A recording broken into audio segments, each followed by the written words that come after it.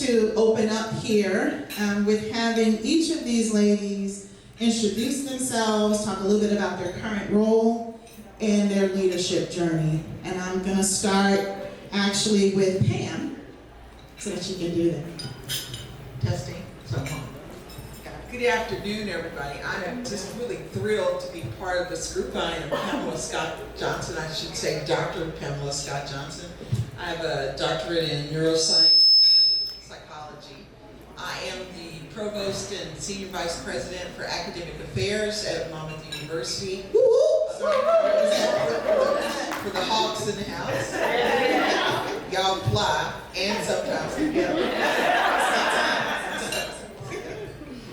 So just a little bit about my journey, because certainly I'm delighted and pleased to be with these sisters on the panel. So I have spent 10 years in a corporate environment, so that gives me a different perspective of the role of education. I've been a department chair. I also am a full professor in the Department of Psychology, so I've come up through the academic rank. I've been a department chair and academic dean in 2 separate institutions. I've been in both minority serving institutions, Hispanic serving institutions, and I'm now in a PWI. And so that journey in terms of leadership, I just want to kind of put a bookmark at the beginning, came from a mother who, and we were kind of talking about this, who said to us, you're going to eat dinner with the President of the United States. Now, I haven't gotten there yet, but I've certainly eaten with more presidents of boards and universities and committees, and so I know how to set the table. The other part of that is my mother sent me to an institution that refined my leadership skills, and that's really, it starts at your home turf, and there's nothing more valuable than a praying grandmother and mother and one who makes you set the table. So I just Would you mind letting the audience know what that institution that refines you? So I went to Spelman College in Atlanta, Georgia, for my undergraduate institution. And this is my second time in New Jersey because I also went to Princeton University for my doctorate. All right.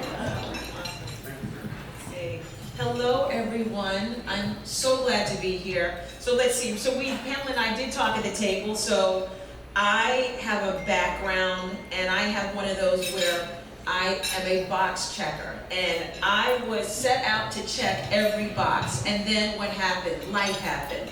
So the journey is it has a lot of hills and valleys. The one consistency that I can say is those West Indian roots that have carried me through.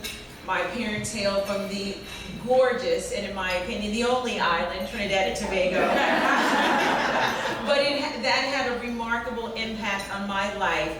Right now, in my current role, I lead investigations on behalf of Fortune 100, 500 companies. So if there's allegations of abuse, allegations of harassment, discrimination, I defend and work with those companies. I didn't start doing that. Before I even went to law school, I worked for the Democratic National Convention and actually for the Senatorial Committee. So that in and of itself, so I have eaten with presidents. I don't know if I was that enamored by them, but thank you for living my mother's dreams. So, but it has been a great journey, and I'm happy to hear, and I know that we'll have other questions. So we're over to Jackie Taylor. Do you want me to use the Can you? Oh, you're right? Oh, yeah. Okay, so we're good. Jackie Taylor, good morning. I am a diversity enthusiast. I am driven by my passions. I'm going to use the mic anyway. That's fine. Okay, so that's what we like. That's no right. You got it. So I just want to share. I'm a diversity enthusiast. I am driven by my passions, and I absolutely are energized by helping other people. And the reason I always start my intros that way is because so often we talk about ourselves in the context of our titles. And one of the things that I've learned is that my career trajectory has actually been informed by those 3 things that I shared with you. So although right now I'm currently our Alliance and Ecosystem Leader for the US for Ernst Young, dealing with our technology and non-technology partners in our government and public sector, I started out working for ABC News and led one of the biggest technology efforts that they had around affiliates, and then went into technology. But as I look at my career journey and where I've gotten working with clients in multiple industries, it was all a God-driven path. And every decision I made for my promotions or that jobs I've taken have been basically informed by those 3 things. And so often people want to put us in a box and want us to I'm a doctor, I'm a lawyer, I'm this, and be very clear for them. Sometimes it's not clear for everybody else, but as you grow and mature into your role, it becomes really clear for you. So I'm excited to continue the discussion, share some of what my journey has looked like. I've already started the discussion with these wonderful women on their journeys, and look forward to the discourse. And last but not least, Ms. Cedra. So my name is Cedra Hankins. I am currently a Vice President of Quality Assurance and Regulatory Affairs for a medical device and environmental and scientific manufacturer.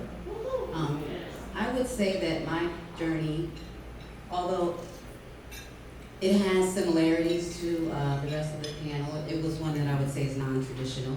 I started out actually working in manufacturing on the manufacturing floor and worked my way up. I call myself a blue-collar leader. So I had young children. I had to learn the regulations, the standards, how to audit, how to do different things, and just taking every opportunity to learn and actually taking advantage of people that were not taking advantage of people, having the opportunity to have people that were there to create a space for me. And I think that that has been what has been infused into myself and in my career as a leader to make sure that I continue to create spaces for everyone's journey, whether it be traditional, non-traditional, so that they can achieve what success looks like for them. I would describe myself as a mentor or a servant leader. I love seeing my employees grow, watching them move on beyond the things that I could achieve. Shout out to one of my team members, Erica, who's here today. Okay. We did good, right? Yeah. We had an amazing panel. I'm happy to have you. So a couple of other threads here. They're all mothers, right? More than one child as well. One of them even has 5 children. You know, I love saying that. I love saying that. I love saying because that's hard. It's hard. It's really hard. But I'm so proud of each of them. So let's dig into it a little bit. So what has been the single biggest challenge in this journey that we want to call leadership? And I'll start with Cedra. I think the single biggest challenge probably would be getting in my own head. So getting into spaces and then having that feeling that you don't belong, or why am I here, and having to get beyond that. So I recently, I had a goal to make it to the executive board, and I did that. But probably for the first 3 to 6 months, it was me in my head of, I'm at the table, but do I belong at the table? And getting beyond that, I think, is probably the biggest challenge. Once you get beyond that, then, everything else is light work. Exactly. Judy, how would you address that question? The biggest challenge I would say into leadership has been working. So when I started as a young attorney, I started as a prosecutor and had different goals and markers, and it was not getting despondent with some of the systemic and institutional racism that I knew I was confronting, and it was the constant challenge of just wanting to throw up your hands and saying, what is this? This is too much. It's not going to make a difference. So that was one of the biggest challenges, not becoming despondent, staying in the fight. Jackie? I would say a slightly different take. The biggest challenge for me has been balancing my parenting responsibilities. I have children with special needs, and so balancing that with my career aspirations, getting rid of the mommy guilt, also managing and balancing those priorities between the two, and then it's just being very upfront and authentic when it gets to be too much and something needs to take precedence over the other. That's probably been one of the biggest challenges in my career. All right, and Pam? So in psychology, we use this term listening for and listening to. And that listening for the vision that I have, and I love the way you put that, because who I am is really to create a space that everyone sees the gift that God brought them into the world, and that includes me. And so when I'm listening for that, I also have to listen to people's complaints and the ways in which they aggress on me as a woman, as a leader. Pick any characteristic that you want, and making sure that my commitment to impact the world on a daily basis. And it's hard to balance that, and that includes my children. That's the one that I just accept that those days I might not get a 10. And they're great people, and they know how to act. We all were talking about this. They're great. You meet those two biological people of mine and those two kind of bonus children of mine. You're like, these are awesome people. Yes, I'd like those people to come and live in my house. Because they are awesome people. But it's listening to who people are and being the kind of leader that can adjust to the trauma that people have in their spirits and still get the work done. And that is a daily prayer and commitment for me. But through my own journey, I see those distinctions. And it's just part of my leadership as a black woman, being an authentic black woman, not a BIPOC, not a whatever they got. I'm an African-American black woman raised by two people in a Baptist Episcopal home from Newberry, South Carolina. Those are my characteristics, and I have to open that box to include in people who are not Baptists, who are no Baptists or no religious faith, who have a whole different belief system, committed to the center, and for me, it's committed to the work that God has for everybody on the planet. I love that. I know we can't drop these mics, but I'm gonna try hard to hold on to them. We met as a panel, I would say, and got to know each other a little bit around some issues, and that was quite an experience. And I hope we'll be able to resonate that in the same way today. So, Pam, you talked about it a little bit, but let's get into a little bit of your leadership style, right? What's important to you in sort of leading others? I'll start with Jackie. Pam, you kind of touched on it a little bit, but I'll start with Jackie on that one. Sure. So I think my leadership style has evolved over the years. I think all of the external factors has absolutely impacted who we're leading. And so I would describe my leadership style as agile. I kind of coined it myself being a corporate chameleon. So there are some individuals, when you think about who are a certain type who need details. There are other individuals who are more visionary, who connect, who don't. And so in order to actually inspire my teams and connect with them, I have to flex. It's a lot of energy, but I have to flex. And just being cognizant of your style and how to flex with your team has been super important, because at the end of the day, in order to get things done, you have to connect with your team members. And so connecting with one person may be emoting and sharing a story. Connecting with somebody else may be just validating, the work that they're doing in the workplace. So I think overall, I would describe my style as just agile. Probably vouch for that. Excellent. Cedra? I talked about being a mentor, a servant leader. I have very high expectations for my teams. That probably drives them crazy. However, I do like to lead from behind. So I make sure that members of my team have opportunities to show their work in these same circles that I'm in. So if I'm going to present a status of a project in a board meeting, I want my team member to present that status.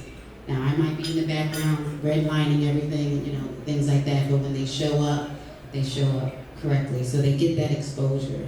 And to me, that's really important for growing, is just to have the opportunity to sit in the rooms, to see how people approach certain things and absorb that. And that's kind of the way that I learned, when you're dealing with regulatory authorities, the FDA, the different regional bodies. You have to watch how people interact, right? What to say, what not to say, how to approach things. And so I try to make sure I give my teams that opportunity. All right, Judy? I would have to say that in a leadership style that's based on being collaborative, I think that's probably one of the words I use to describe. I left home at 14 to go to a boarding academy, and through that experience, I have cleaned hotel rooms. I've been on assembly line packing when there were DVDs. So out of all of those experiences, cashier at Wendy's, Olive Garden, through college, all of those experiences allow me to instinctively want to, and I think it comes out of a base and what you get at home, want to see people. I want to see you, I want to know you. You are my equal, because there's something that you're saying, I don't care what your title is, and I'm sure all of us in here, we can, align with that. There's something in you, and there's some reason why the universe has put you in front of me. So I think it's really collaborative. I'm looking for what is your sunshine, and what can you bring? So I think as an athlete, so my father was a basketball and football coach, and my mother coached basketball during the time that women had to go to half court and pass it over. So this is I know I look young, just stick with that. But I really do believe in teams. So it does provide this sense of collaboration. But in every team, members have strengths that when brought together create a synergy that doesn't exist beforehand. And so my commitment is always to build the strongest team to implement that particular strategy. And I have evolved over the years. I'm certainly a lot more reflective than I used to be. I manage, although I pretty much present my authentic self, but I'm also reflective that sometimes my authentic self can be more than what people can take. I mean, I used to go to a class and I'd have all this energy and I'd be teaching and my class would just be in a frenzy. And I'd stop and I'd say, oh, wait a minute, I'm sorry. I just poured all that energy on y'all. Let me roll it, let me get it back in, and let me just start from a different centered place so that you can hear me, because I just gave you my energy and just kind of like turned on a switch. But that's what teams do. And my goal is to make sure that everyone's strength is what is at the forefront, not what their weaknesses are, because we can also correct those. I love that too. I'm going to throw you guys a little bit of a curveball that we didn't talk about, but it just came to mind. Do we think that leaders are born or made? Ooh, I get it out my I'm born or made. I saw this, I was a TikTok, I'm sure. But Viola Davis was talking about that. Are leaders born or made? And that kind of just stuck with me, and I said, I gotta ask the ladies that. So, no, I'll give you a minute. As any state attorney would answer any question, it depends. Nice, Judy. Okay. So one of the things that occurred to me as you were saying that, and what occurred to me was an image, and we were talking about church programs. So I grew up in a segregated environment, and there was nothing about that environment that told me that I was left stand or that I couldn't do. And I just remember a bunch of people always saying, okay, you're gonna lead this program. Okay, you're gonna write this program. Okay, you're gonna be the spokesperson for this program. So there is an opportunity, and that's really reflected in this meeting. It's about developing your leadership and bearing out what you're born with. Yes, I'm listening. As a skilled scholar, I love the way you connected that. I love that. I'm so enamored I have an opinion that good managers are made. Good and great leaders are born. And when I say that, I don't want to ever make anyone feel like, well, if I wasn't born with it, I don't have it, because of the point that you made.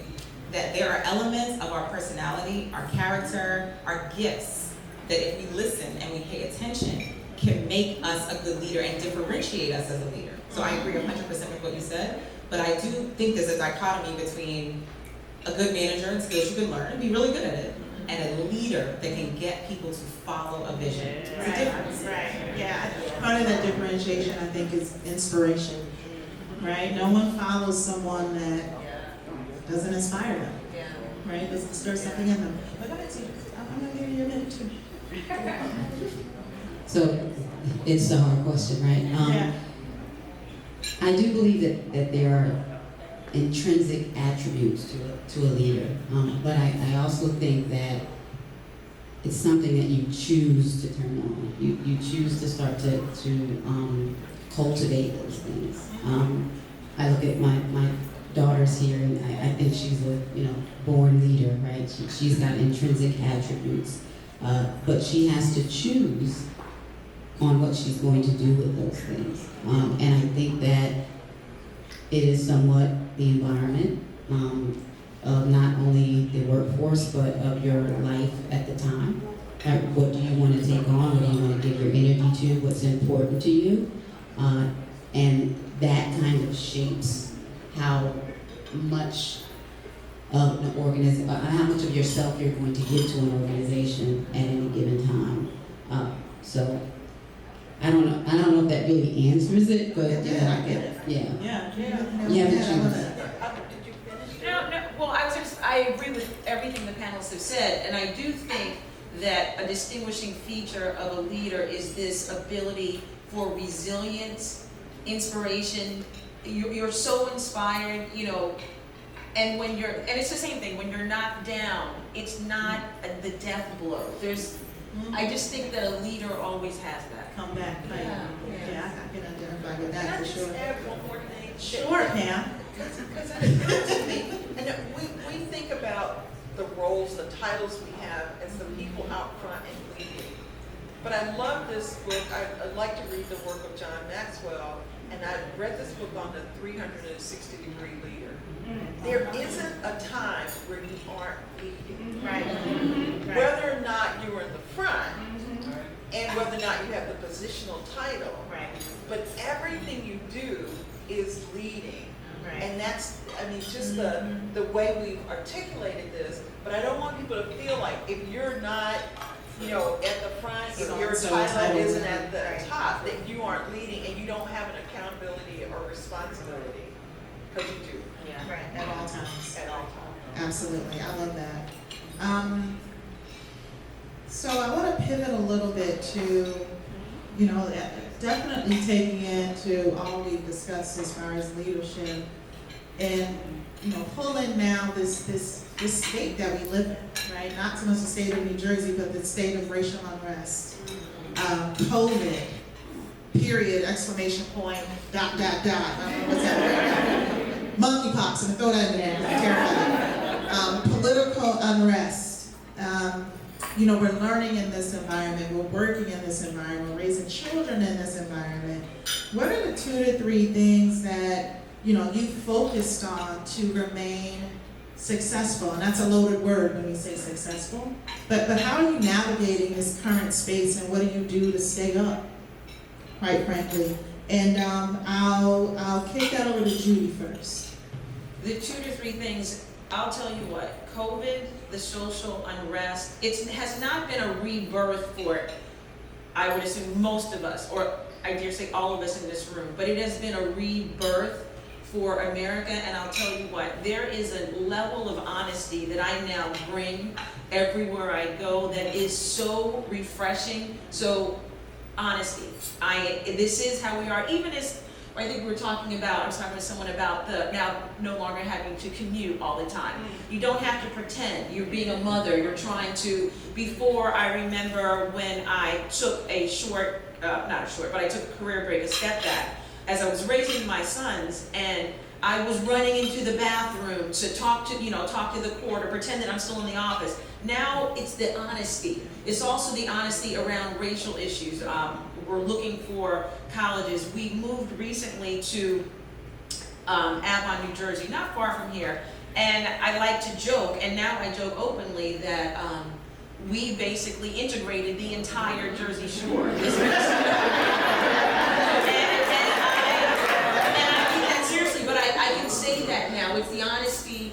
So I bring that now, post-COVID, post-monkeypox, I don't know, post The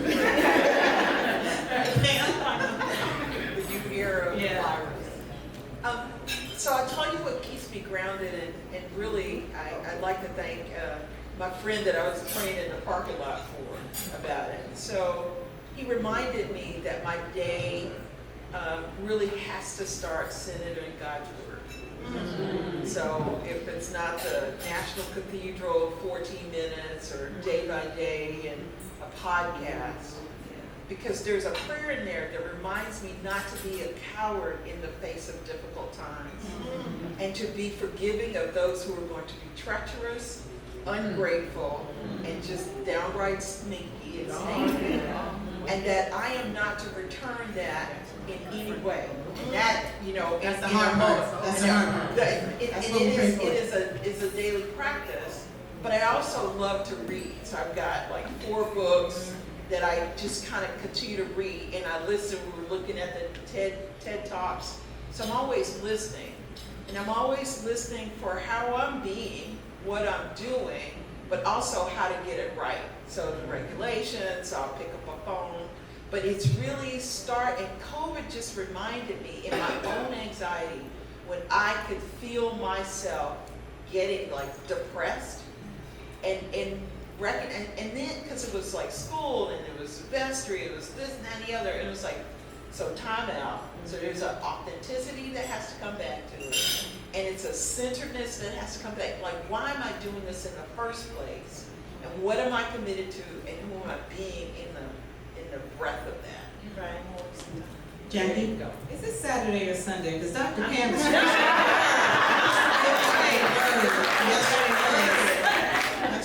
So when I think about everything you just stated, it just reminds me of how my parents felt. So sort of like I would do a dance and they would say, that's not that dance, it's a shuffle. And my kids, the kids do a dance and I'm like, that's not the running man, this is the running man. And so when we think about these issues, like, the things that have been brought to bear and brought center stage have always been there. So folks are asking, especially during, post-George Floyd, that tipping point, well, let's talk about it and how do you feel? I've been feeling this way for years. When my boys were outside on their bikes hanging out with their white counterparts, I would tell them, take the hood off your head, right? And you can't go, no, you have to come back at a certain time. You can't go with them. So these are things that we've been grappling with and we've been building. I don't know how healthy it is, but I know I was building that tension, that feeling, that stress, this isn't new, this isn't brand new. And so when you ask how do we handle it, it's the way I've been handling it and our family's been handling it all along, right? With breaks, and I take vacations and solo vacations, and I try to create peace in our home and teach my kids how to just be still, just read a book, TV's off, everything's off, it's too quiet. No, get accustomed to listening and just being calm. And so those are the things, because there's enough stimulation in the world. Like, how do we embrace calm? And so that's one way I handle it, just to cope, not fall apart. And then the other way is I call people on their stuff. And I feel like I have permission to do that. So when we were talking, now that you've been on George Floyd, I need you to keep that same energy, like they're on to the next thing. I gave a quick example when the ladies were talking. I said I was on a conference call and literally all white men. And I was like, I'm gonna see, how you check the participants, like, is anybody else joining this call? All white men and all older white men. And it got to the point where the person leading the call, I sent him a message and I said, I'm glad I brought some estrogen and melanin to this conversation. And he said, ditto. Now, so I don't have to start an entire revolution, but I'm gonna call it out because you're not gonna make me feel like I'm crazy or I'm identifying. We learn to spot differences from highlights magazine when we were in kindergarten, right? And so, I'm sorry to get a little passionate about it.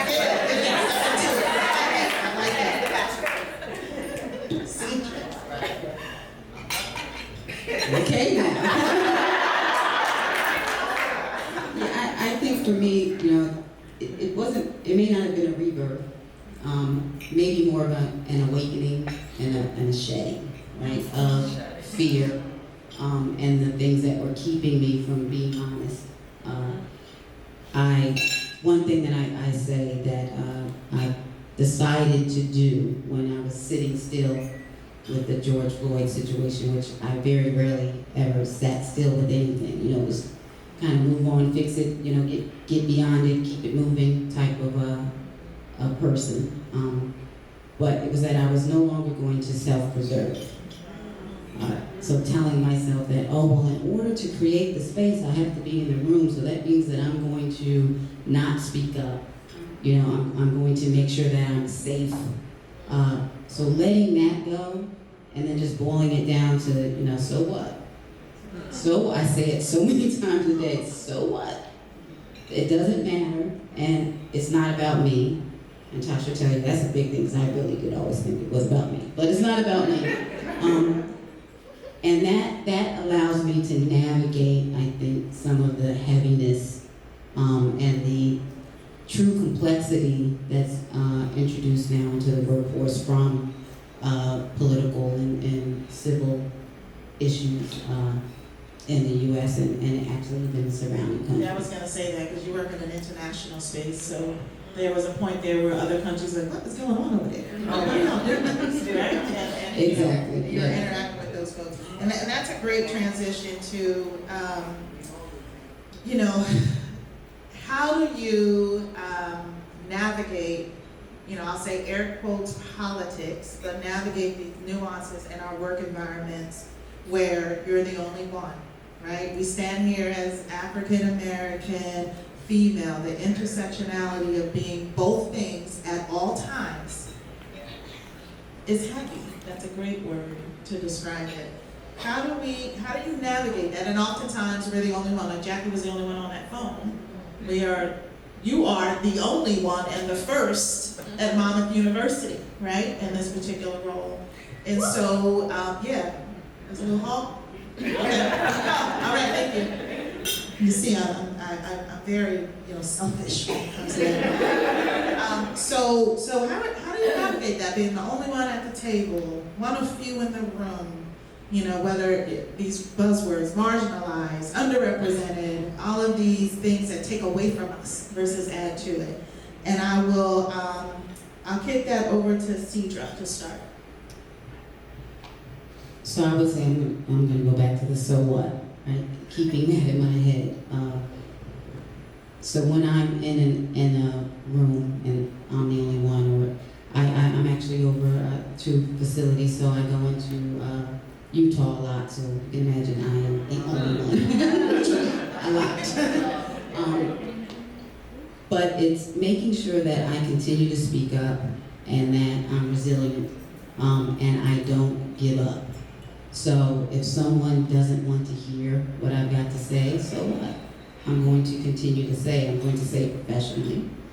And I may pause at the moment and come back to it in an hour or at the next meeting or at the next time we get together, but I'm going to continue to push what needs to be pushed and to give a voice to the next generation, my members of my organization that may not have a voice, and make sure that that's known. And again, with the so what and the not self-preserving, if I have to be vulnerable, right? So if there's a moment in time where I become the threat instead of the pet, so what?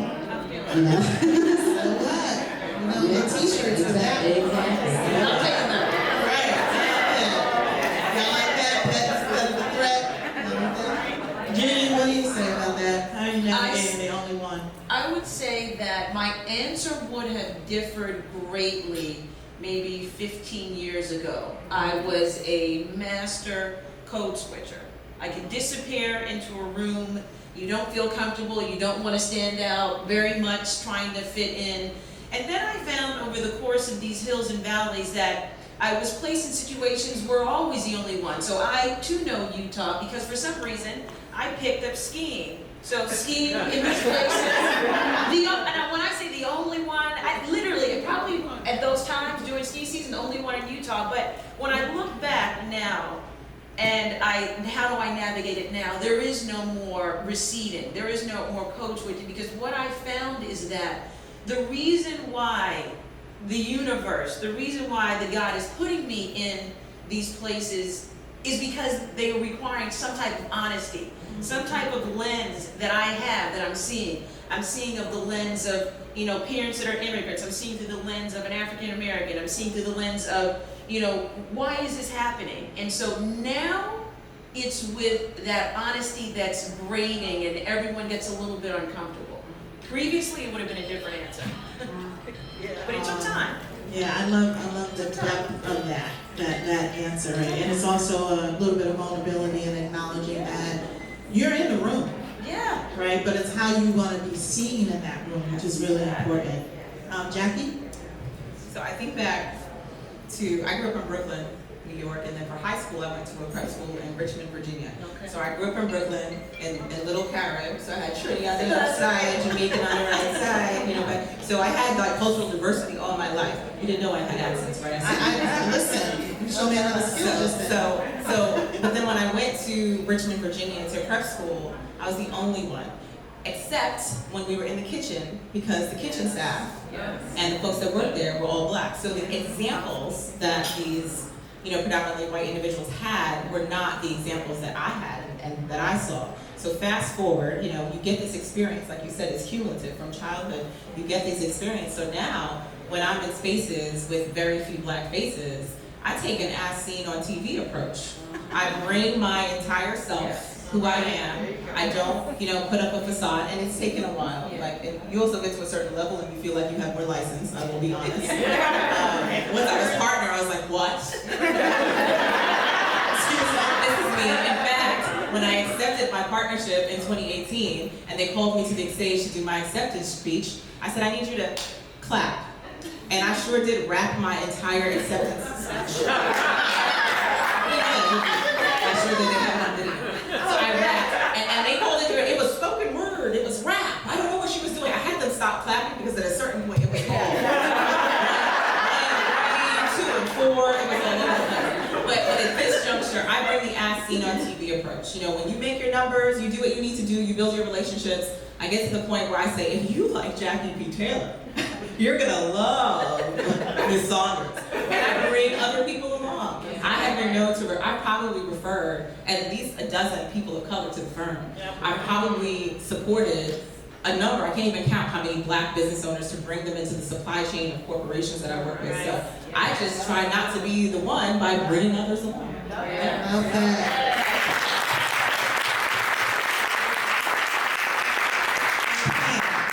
Because we know. That's right. Unless we're in a board meeting, we are the only ones. And they often, little side joke, they often confuse Pam and I on campus. Like, really? Do we look like twins?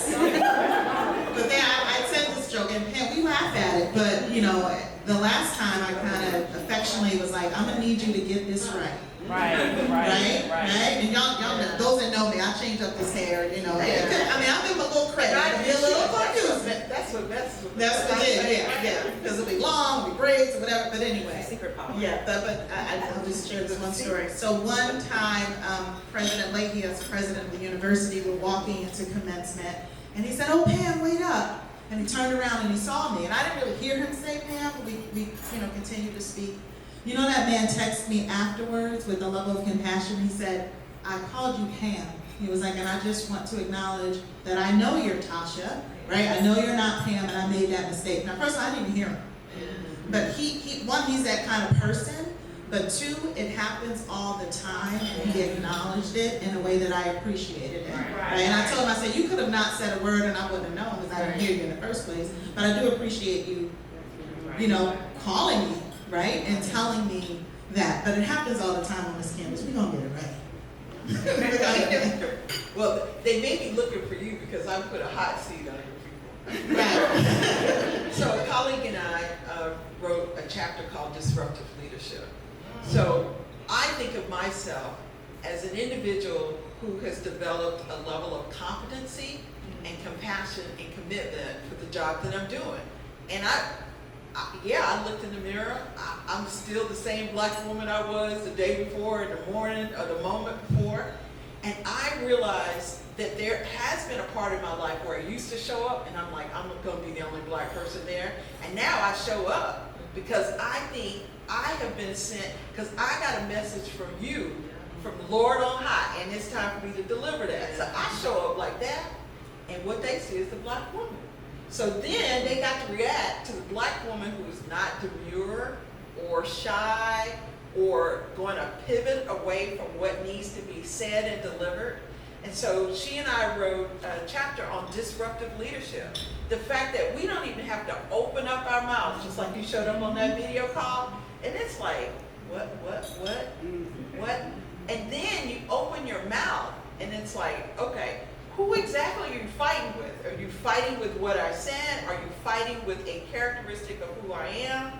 And so time is just too short these days for me to worry about all that they got going on, because I've got work to do and I've got an impact to make. Sometimes I really care because it makes a difference in the listening, and other times it's like, I gotta move too fast. You can catch up with all of your idiotic prejudices and whatever, because I don't care, and it doesn't matter because there's stuff to be done.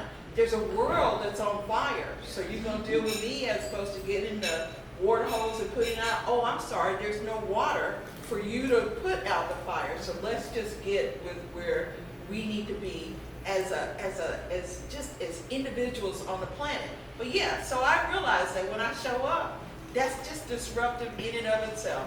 So I just might as well be myself. I mean, you don't have another option, right? And I don't want the other option.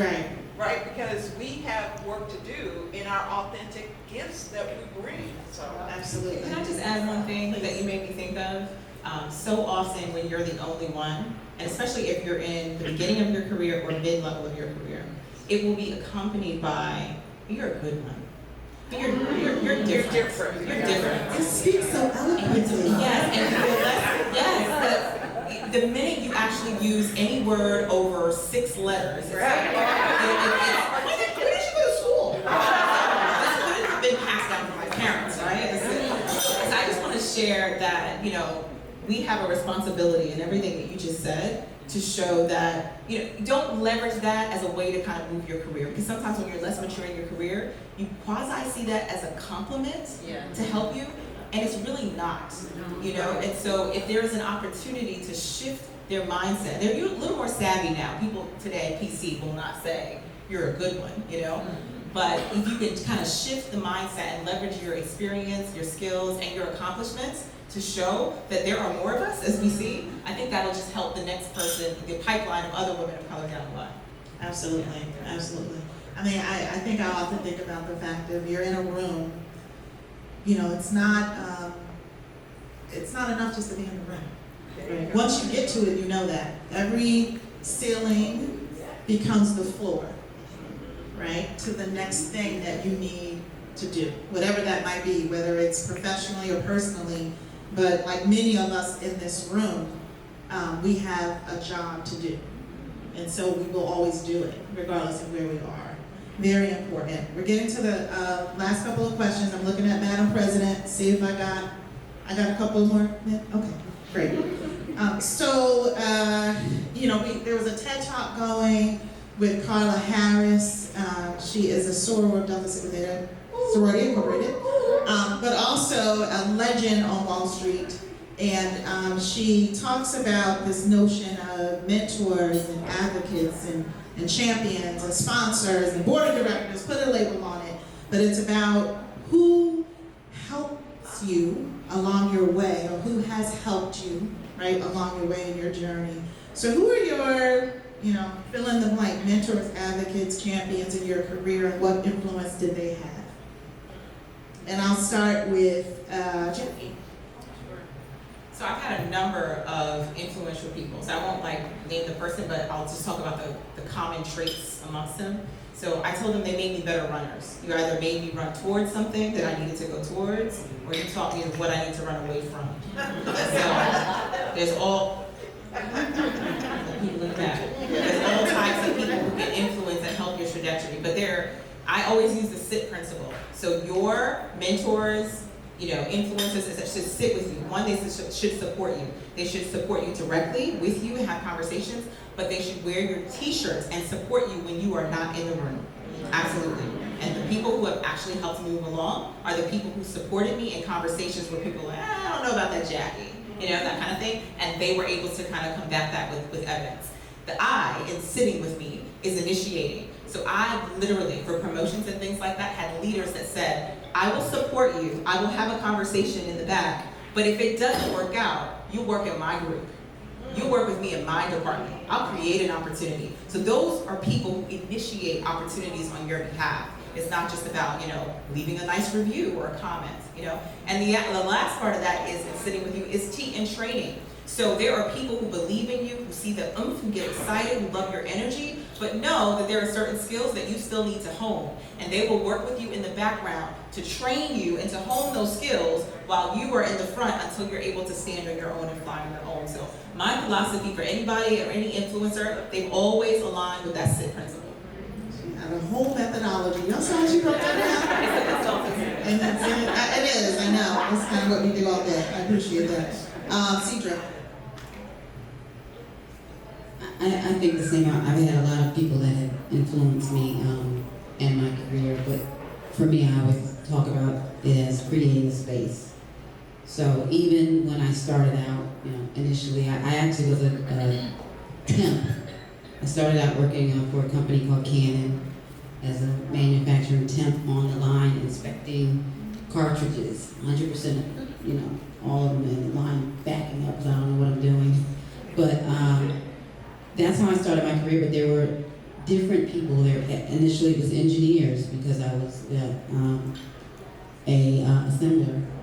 It was engineers that created the space, training opportunities, opportunities to learn things, and then it became managers and eventually directors and then VPs and presidents. But it's always, like you said, giving that opportunity to see what I'm made of. Is what I was able to do, and also speaking up for me when I was not in the room.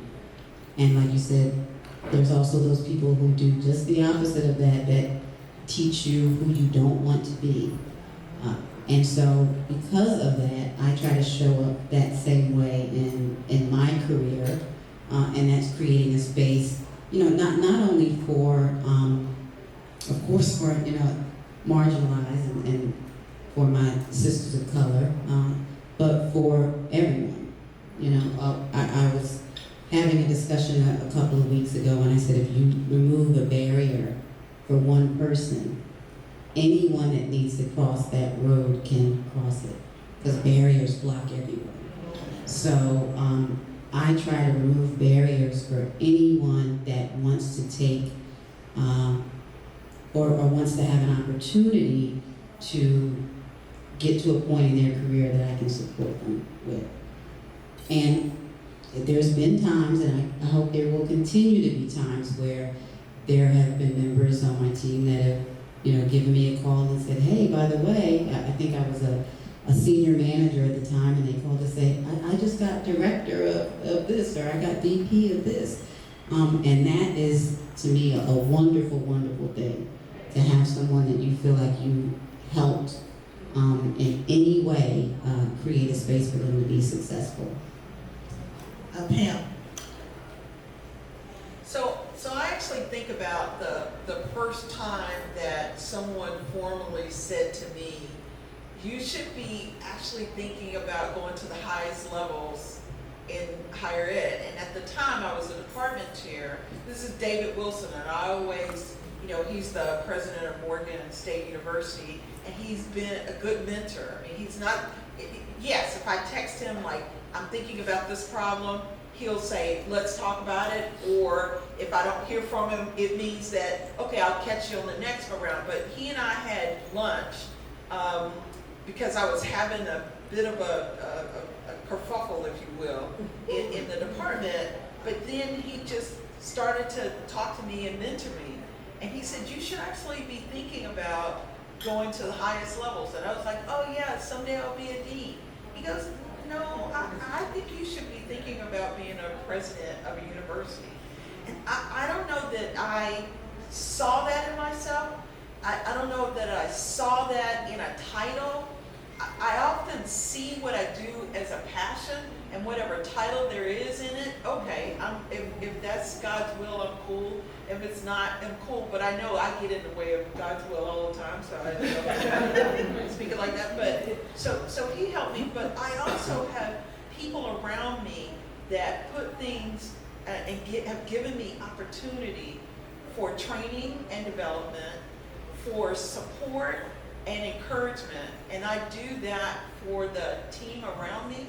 I mean, I've got new deans sitting out in the world, and I've got new staff members out in the world, and people in advancement in the world, because it is about opening the doors, and it's not just opening the doors, gender, race, culture, it's opening the door, again, for the gift that you are. And so I was very appreciative of that. When I was an undergraduate at Spelman, I used to have lunch all the time with the president, former Donald Stewart, who has since passed.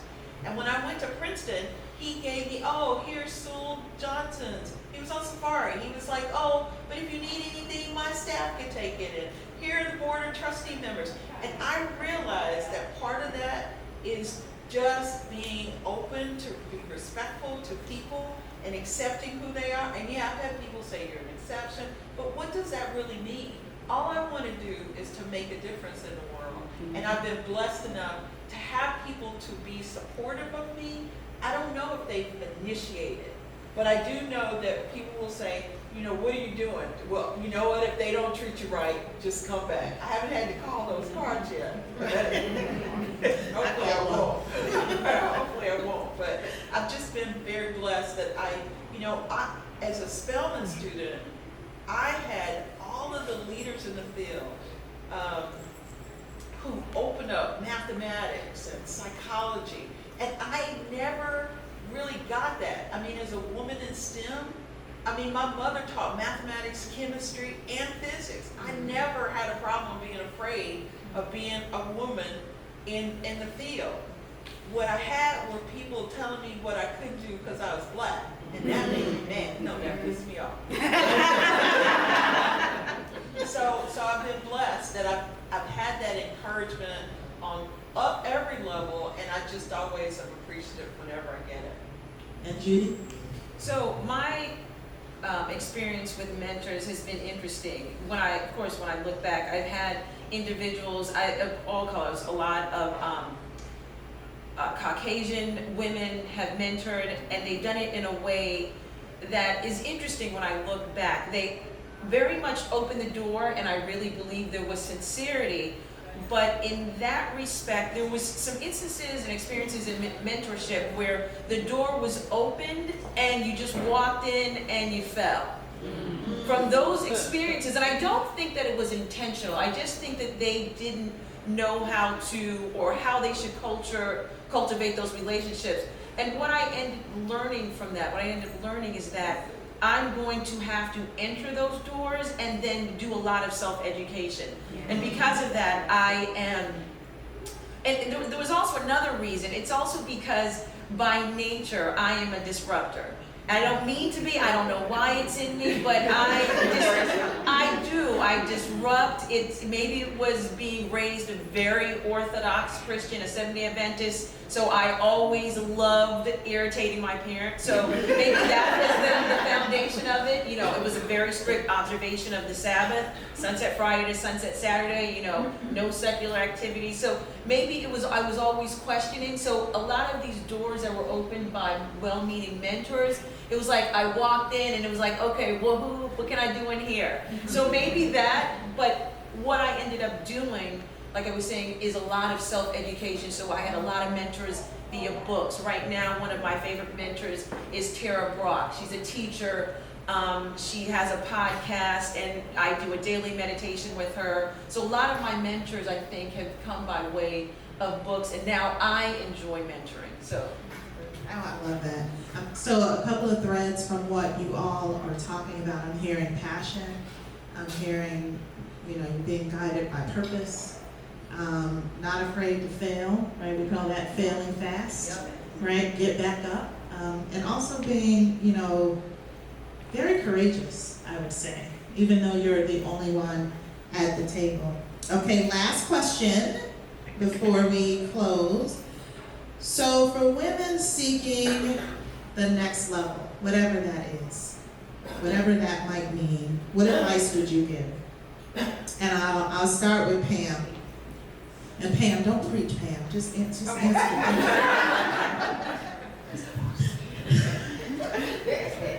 I would say avail yourself to coaching. And we were talking about that. So I have two coaches. I have a male executive coach he's a white guy, but he's been coaching me since 2018. And then I have another woman who coaches me because it helps me reflect on where I am and where I want to go, but who I'm being. So that coaching makes a difference.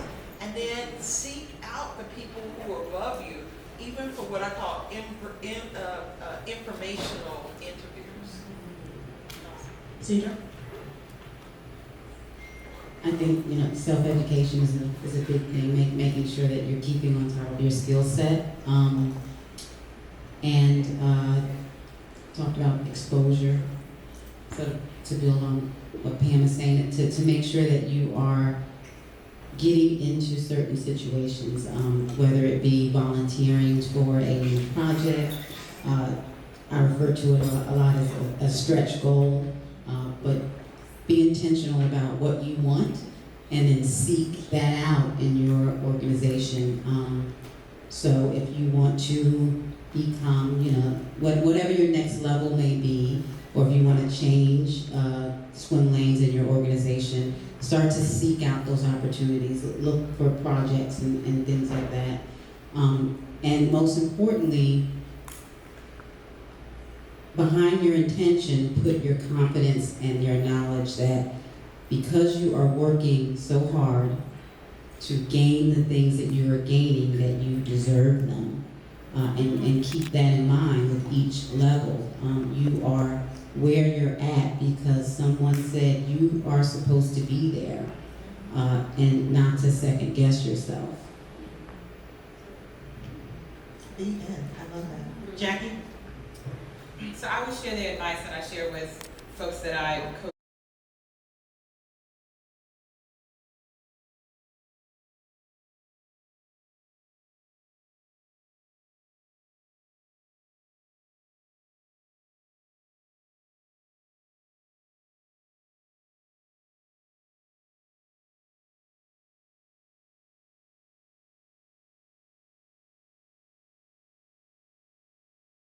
Passion and your profession, what you get paid to do, what you do well, where that intersects is your joy. And so if you have a question around what your next level should be, identify if it is an intersection of your passion and your profession, because if it is, you are going in the right direction. And you? No more apologizing, no more nonverbal or verbal apologizing. Take up all of the space. Do it, take it up no matter what.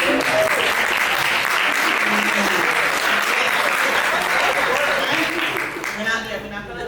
We're gonna break the mics. We're gonna go on to the mics. So as we close here, I have this book. I'm trying to not break the iPad. So a couple of months ago, I went to Seattle. I do executive coaching as well. And I met this amazing woman called Veronica Very. I'll share the information behind her later, but she has an organization built on furthering women all over the world, from every corner, every space, to be exactly what we are talking about. Be who you are born to be who God has positioned you to be, and to step into your purpose. And so she wrote this book called Dear Sister. Sister, not her, sister. And she did this really powerful thing where she just had someone opened the book and she read a page in it, but it literally is a collection of stories that she wrote across different spaces. And so I did that this morning. I woke up this morning and said, how am I going to close this panel? I just opened the book and I turned to a page and said, this is it. I hope it's not talking about a breakup. I hope it's not, I hope it resonates, right? I hope it speaks to what we want to talk about here. And so I want to read this to my sisters as we close out. So it starts, it says, Dear sister, today is your day to let go. Now I did this morning, by the way. I just want y'all to see how the universe works sometimes. So today is your day to let go. Let go of the past. Let go of the people who hurt you. Let go of your fears about the future. You are greater than what happened to you. You can and will overcome every obstacle placed in your path. Nothing and nobody can hold you back. Today and every day is the perfect day to shine bright like a diamond. The roughness of life has only served to refine and ready you. Quiet as it's kept, your future is rather bright. Now go into the world and shine. Love, your sister.